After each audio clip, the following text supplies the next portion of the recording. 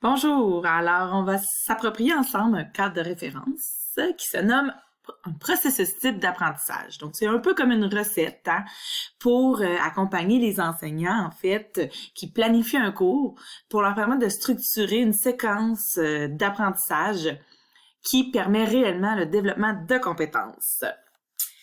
Alors, tout d'abord, le processus type, il faut savoir que nous provient de l'approche cognitive. L'approche cognitive s'intéresse à plusieurs choses, entre autres au traitement de l'information. Donc, elle souhaite réellement comprendre comment l'apprenant reçoit une information, l'enregistre, la mémorise et aussi est capable d'aller retourner dans sa mémoire pour retrouver l'information et l'utiliser pour, dans le fond, développer des compétences.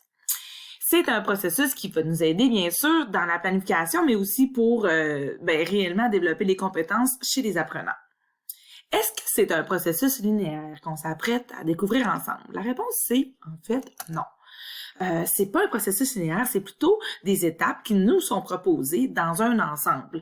Donc, idéalement, l'apprenant devrait être peut-être mis en action dans les différentes étapes dans un processus global, peut-être dans l'ensemble de notre cours, par exemple, ou dans une section de notre cours. Mais c'est possible que dans une leçon, notre apprenant, peut-être, va seulement être placé dans l'étape 1, 2 et 3 du processus. Parce que le processus type, faut savoir qu'on prend 6 différentes étapes qui, normalement, on peut les faire vivre à l'apprenant une derrière l'autre. Donc, pas besoin de faire vivre les 6 étapes, mais c'est important, dans l'ensemble de notre session, de traverser les 6 étapes. Puis, idéalement, bien sûr, on essaie de se rendre le plus loin possible dans le processus d'apprentissage parce que, au niveau du traitement de l'information, on va découvrir que c'est un peu plus complexe et on a tendance à devenir un peu plus compétent si on se rend plus loin dans le processus. Première étape, étape 1, c'est l'activation. Donc, en d'autres mots, qu'est-ce que ça veut dire? C'est de poser des questions peut-être, c'est d'aller peut-être créer une dynamique d'échange avec nos étudiants, de faire émerger justement ce qu'on appelle les connaissances antérieures parce que réellement, l'apprentissage va débuter à partir des connaissances antérieures. Alors ici, on veut vraiment activer l'étudiant, on veut que l'étudiant ait envie d'apprendre et soit actif. La définition officielle, c'est que ce qu'on souhaite ici, dans cette étape, l'étape 1, c'est l'éveil des acquis cognitifs, bien sûr, mais aussi affectifs. En fait, affectif, on veut dire développer le sentiment, le goût d'apprendre, peut-être une émotion même en lien avec l'apprentissage qui est à réaliser dans la leçon d'aujourd'hui. Comment on va faire ça? Il y a plusieurs façons. On a le droit d'être créatif, bien entendu, mais on pourrait, par exemple, faire un rappel sur les acquis du dernier cours et idéalement, faut toujours s'assurer que l'étudiant soit actif. Donc, c'est l'étudiant qui doit faire le rappel. C'est aussi, on pourrait utiliser, par exemple, un vidéo choc, on pourrait utiliser un article de journal, juste pour faire peut-être émerger certaines images, certaines pensées, pour donner envie d'apprendre. Toujours dans l'optique d'aller rejoindre l'affectif.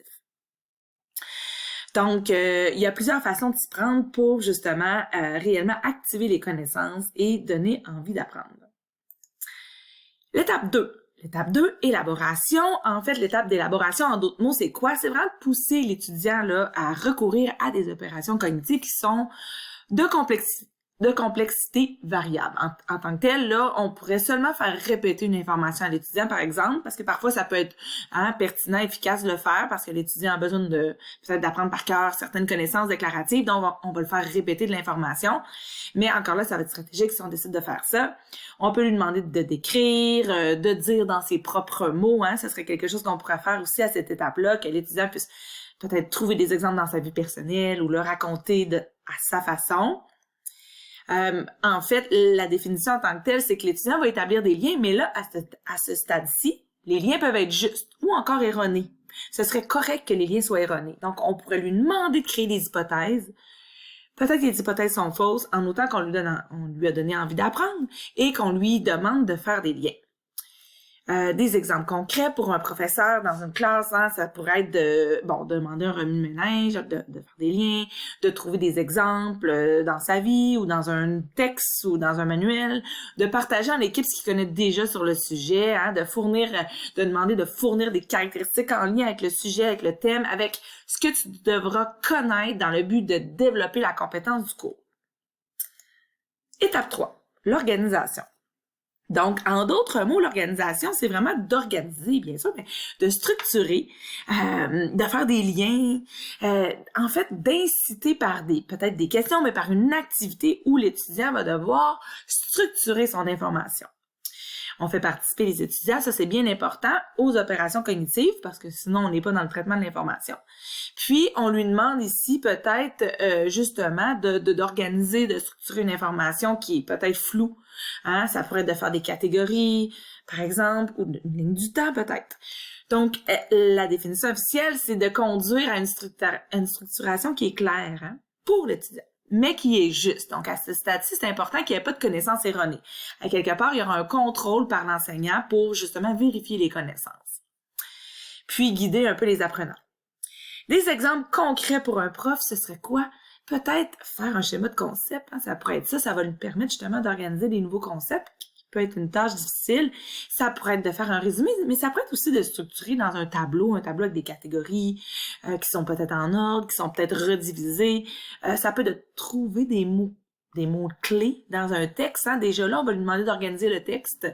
Peut-être un prof d'histoire qui demande justement à ses étudiants de placer des événements sur une ligne du temps, des événements qu'il doit retracer. On peut lui demander de faire des phrases synthèses aussi. Des fois, on peut penser que c'est difficile, compliqué d'organiser une activité qui permet à l'étudiant d'organiser ses connaissances, mais en tant que tel, on peut vraiment faire en sorte que l'étudiant soit actif. Puis, notre activité peut être toute simple, hein. Par exemple, en lui demandant de faire des phrases synthèses après peut-être chaque paragraphe dans un texte ou ensuite, suite à un exposé peut-être aussi, ou en entrecouper un exposé, ça pourrait être juste ça. Étape 4 maintenant. L'étape 4, c'est l'application. Donc là, on tombe vraiment dans ce qu'on appelle peut-être l'exercice. Hein? On va proposer un contexte simple où notre apprenant va créer des liens à partir d'outils, à partir de procédures, à partir d'informations, de connaissances qu'on lui a déjà proposées dans la séquence. Donc, on va solliciter l'étudiant pour lui faire remarquer des liens entre la théorie et la pratique. Définition officielle, c'est une utilisation avec de l'aide et des supports décroissants de tes connaissances conceptuelles qui sont souvent nouvelles, mais qui sont appuyées sur tes connaissances antérieures, hein, on n'oublie pas ça. Et ici, on va reprendre ce qu'on a organisé.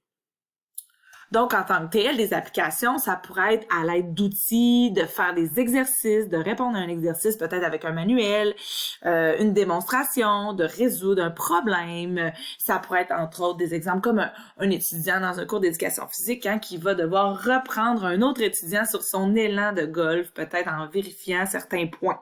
Donc, il a appris les points et là, il les met en application parce qu'il est en train de vérifier un étudiant, puis il vérifie si les points sont bien exécutés, par exemple. Alors, vraiment résoudre des situations problèmes ou vraiment l'exercice comme on peut se l'imaginer là à la base, c'est une façon d'appliquer des connaissances qu'on a organisées.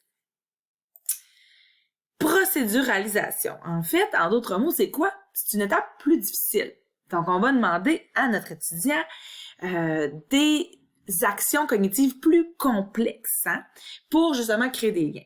Ça va être la même chose. À partir d'outils, à partir de démarches utilisées, notre étudiant va devoir appliquer, mais d'une façon plus complexe, plus globale, plus difficile. Comment qu'on s'y prend? En fait, on peut utiliser des acquis structurés, les mêmes, mais là, on va avoir des situations qui sont plus complexes. Donc, un niveau de difficulté plus élevé. On pourrait aussi mélanger des situations ensemble. On pourrait aussi mélanger des concepts. Une autre façon de faire, ce serait d'enlever de l'aide. Donc, d'enlever un support, comme par exemple de retirer, par exemple, l'équipe. Alors, l'étudiant doit plutôt le faire individuellement maintenant, ou encore de retirer l'aide du prof, les indices, le manuel, le texte. Alors ici, notre étudiant doit devenir, en fait, on espère qu'il va être rendu capable d'automatiser la compétence, de développer la compétence et que ce soit plus autonome, plus automatique. Des exemples pour un prof, en fait, ce seraient des mises en situation, mais qui sont peut-être plus complexes, plus globales, ou qui vont utiliser plus qu'un outil, qui vont demander à l'étudiant d'aller chercher plus qu'un concept. Des jeux de rôle où est-ce que l'aide vient d'être diminuée, le jeu de rôle, t'es plus laissé à toi-même. Ça peut être aussi un laboratoire plus complexe, une étude de cas plus complexe. Donc, l'idée, c'est vraiment de rendre l'application plus difficile pour l'apprenant, tout en gardant dans ce qu'on appelle la zone proximale de développement. Donc, notre activité ne doit pas être trop difficile, parce que si elle est trop difficile, on va perdre son intérêt, et même chose si elle est trop facile. Ensuite, l'étape 6, la dernière étape du processus d'apprentissage, c'est l'étape d'intégration.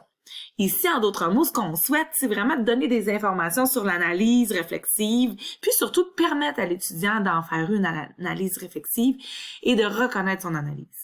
Donc, on veut l'exercer de façon autonome à avoir un regard critique sur son apprentissage, par une précision sur ses stratégies peut-être d'évaluation, d'auto-évaluation, entre autres. Ça pourrait être ça. Mais en tant que tel, l'intégration, c'est vraiment de mettre en œuvre les acquis. Donc, c'est démontrer qu'on est devenu compétent, qu'on a appris en étant activé, en élaborant, en organisant et en appliquant. Et maintenant, on est capable de mettre tout ça ensemble pour démontrer qu'on a développé la compétence ou les compétences du cours.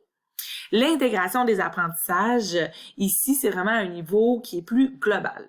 Plus complexe, mais surtout plus global. Donc, on pourrait, entre autres, utiliser des acquis dans un autre cours pour rendre vraiment l'étudiant compétent et qu'on soit rendu à l'étape de l'intégration. En fait, l'exemple, le meilleur exemple, c'est vraiment le stage. Donc, dans un stage, ton étudiant il va mettre en action la compétence ou les compétences.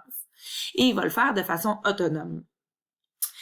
Pas toujours évident d'avoir des stages. Alors, qu'est-ce qu'on peut faire, nous, dans notre classe de cours? Donc, on pourrait, entre autres, permettre un laboratoire très autonome, plus complexe, global, une étude de cas qui prend en compte l'ensemble des concepts qui ont été travaillés dans le cadre du cours, par exemple.